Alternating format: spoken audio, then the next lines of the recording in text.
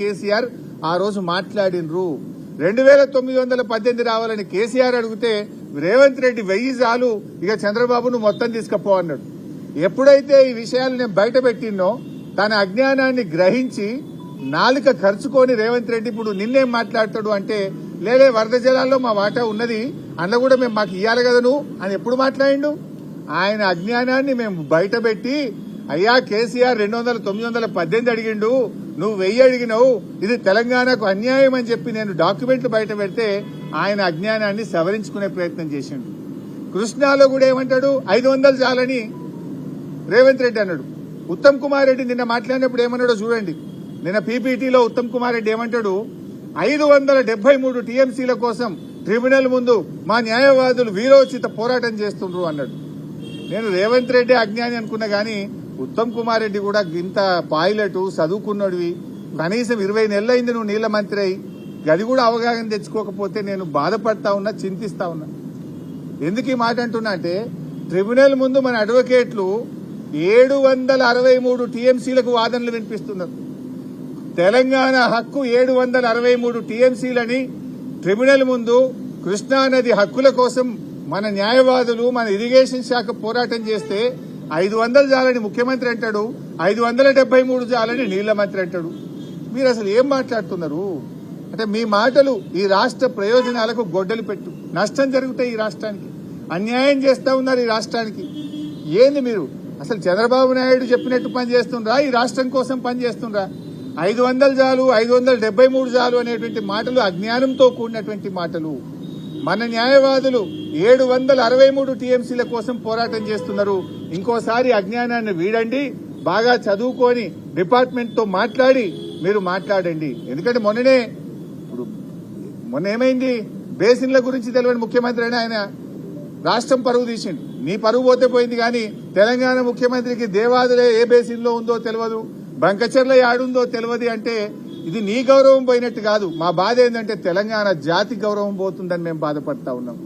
బేసిన్లు తెలియని ఆయన ముఖ్యమంత్రి అయిపోయిండు, బేసిక్లు తెలియని ఆయన నీళ్ల మంత్రి అయిపోయిండు. ఏం చేయాలి? ఇటువంటి వ్యక్తులతో ఈ రాష్ట్ర ప్రయోజనాలు ఏం కావాలి? బేసిక్ ఎంత తెలియదు అంటున్నా, నువ్వు 20 నెలలైంది నీళ్ల మంత్రి అయి, కొత్తకు కూడా కాలేదు. 763 టీఎంసీల కోసం నీటిపారుదల శాఖ ట్రిబ్యునల్ ముందు అఫిడవిట్లు వేసి వాదనలు వినిపిస్తుంటే నేను పోయొచ్చిన అంటాడు ఇంకీనా, మరి ఈయననేమో 573 చాలంటాడు. ఇది చాలా బాధతో నేను మాట్లాడుతా ఉన్నా. ఇంకో మాట అన్న, అతి తెలివితేటలు అని. ఇది అజ్ఞానం గురించి చెప్పిన, ఇక అతి తెలివి గురించి కూడా చెప్పాలి. అంటే రేవంత్ రెడ్డి ఏమనుకుంటు, నాకే తెలివి ఉంది జనాలకు లేదు, నేను ఏం చెప్తా జనం నమ్ముతారు అని అనుకుంటుండు. నిన్న ఆయన మాట్లాడుతూ ఒక మాట ఏమంటాడు అంటే, అతి తెలివి మాటలు ఏం మాట్లాడిందంటే, నిన్న ఉమ్మడి ఆంధ్రప్రదేశ్ లో మేము 54 లక్షల ఎకరాలకు నీళ్లు ఇచ్చినాం, అప్పుడు అయిన ఖర్చు 91,000 ఎంతో అన్నాడు ఎకరానికి, 93,000 కోట్లు అన్నాడు. 54 లక్షల ఎకరాలకు నీళ్లు ఇచ్చిన అన్నాడు.